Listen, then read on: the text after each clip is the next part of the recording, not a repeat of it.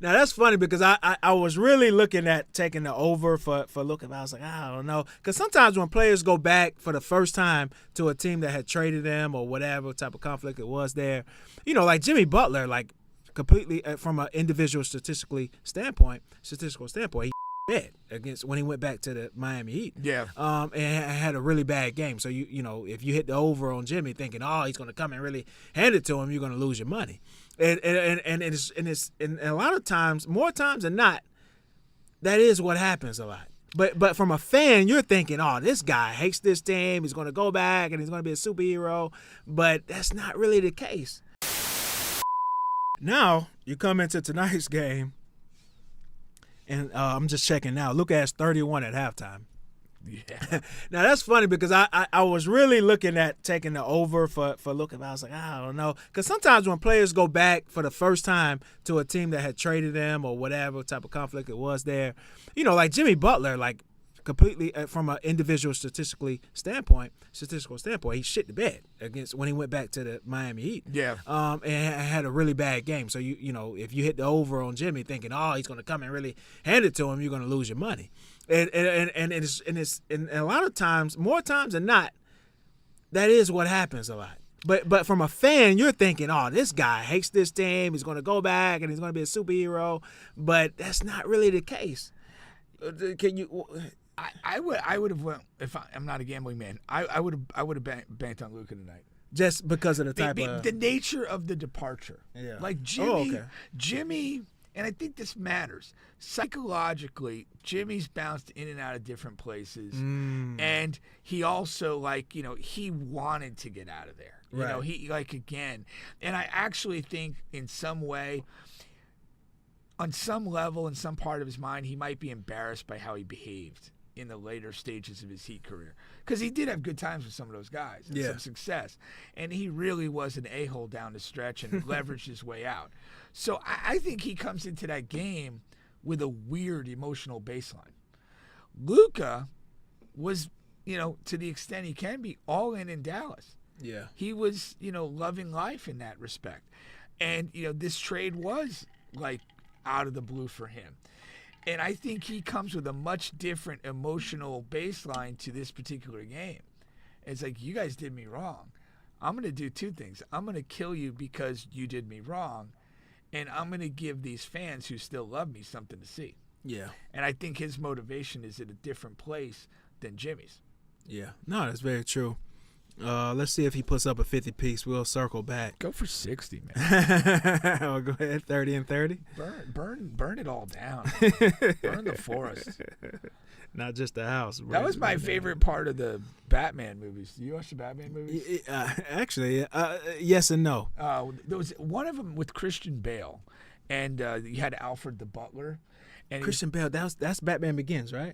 I don't know. That's the one. Is that the one where in the beginning it's kind of like he's overcoming his fear and all of that? Could be. In all seriousness, I'm not gonna lie. The only scene I remember is the scene I'm about to describe. Oh, go ahead. Let me see it. It was Alfred the Butler, and they were talking about a situation, and Alfred's telling some story back when they were there. They were having some trouble with some guerrilla fighters or whatever, and kind of what'd you end up doing? He said, burn the forest down. Just burn it all down. That's it. There's nothing left. So hopefully Luka does that in the second half here. Drops 60 in Dallas and sends Nico to his car early. We'll see. Yeah. The Lakers game is now over. Luka ended with 45. And they won. So, yeah, he really, really went in cruise control second half. 45, 8 and 6. LeBron had 27. They won 112-97 against Dallas. Dallas, both of their big men are back. Of course, Anthony Davis. He had a bad game tonight though, 13 and 11, 5 of 13. Klay Thompson had another bad game. But Dallas, they have a chance in this play-in since Phoenix is, just totally shit in the bed. So Dallas will be in this play-in, and they'll have an opportunity. But, what is your overall take from this Luka game? sort of what you Yeah, I mean, the would happen. Lakers are a class above where Dallas is, so they yeah. should win this game comfortably, home or away. It doesn't matter. I mean, Luka answered the bell for, an emotional response to how Dallas did him, which is good for him. And again, Dallas is just such a mess. Even if they kind of make their way into the playoffs through the play-in, if that's still possible, they're not winning a series. They don't have enough talent to beat anybody in 4 out of 7 games. Talking about Dallas? Yeah, any playoff. Not in the actual playoffs. No. No playoff caliber opponent. Could they beat 4 games out of 7? No, but they may can get in the playoffs by beating Sacramento. I was gonna say they might, Sacramento even if they backdoor in through the play-in. Yeah, they're not. They're no, not beating. No. They're getting swept. Team. Yeah, they're getting swept by OKC. They'd be very fortunate to steal a game, maybe. Yeah, we have Luka, getting ejected from the game. You have historically been a guy who you hate that side of Luka that always argues with the referees and things like that. But in this particular game, like I said, he wasn't talking to the referee. I thought the referee was completely FOS, full of dog shit, and even to the point where Vanderbilt after the game was like, in the beginning of the game, they had a conversation with the referee, and he was like, "Yeah, anybody can talk to me except for that guy." Talking about pointed at Luka. Luka was outside of. It wasn't even talking to the refs. It was Vanderbilt and LeBron right there. That's in the very beginning of the game. But from his history, he's built that. He's of course that referee has ref Luka a bunch of times, and he's already up to 9.5. Anytime he's reffing Luka Doncic. Unfortunately, his prior conduct has made him a recurring target. Yeah. Now, and I mean, I don't agree with that from a referee standpoint. Now, Luka has to fucking deal with it, but Yeah. I don't think a referee should come into a game with past transgressions. That's not professional. I think every game should be individual upon itself. And then what's even more bullshit, which the league shouldn't even do. Not even this situation, in all situations. Then you come out and you rescind the tech and say, "Hey, well, yeah, we made a mistake. We shouldn't have gave you a tech and kicked you out the game."